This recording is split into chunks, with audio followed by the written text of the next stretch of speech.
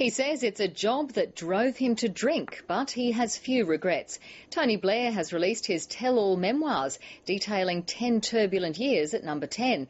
He says he's not sorry for the Iraq War, but he is for the British soldiers who died.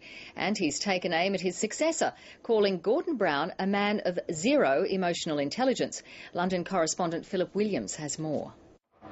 Tony Blair's journey through a decade as Prime Minister was controversial. So too is his account of that period, including a war that divided a nation, the deaths of British soldiers in Iraq, cause for regret, but not the invasion itself. How can you not feel sorry about people who have died? I mean, you would be inhuman if you didn't think that.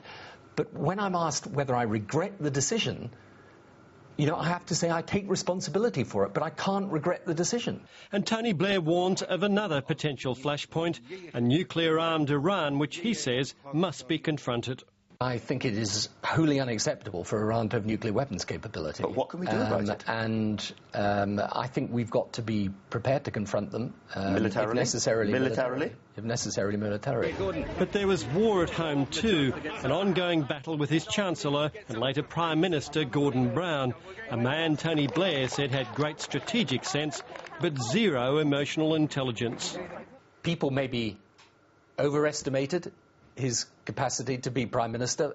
I think the last 3 years when he was Prime Minister, people maybe underestimated his strengths. Tony Blair says he considered sacking Gordon Brown, but felt he'd be even more damaging outside the inner circle.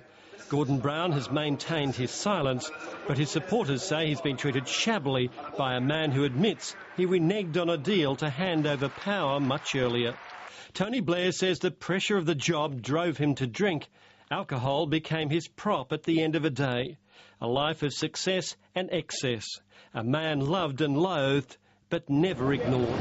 It was always going to be controversial, and it hasn't disappointed. A man who divided the nation while Prime Minister continues to do so today. Philip Williams, ABC News, London.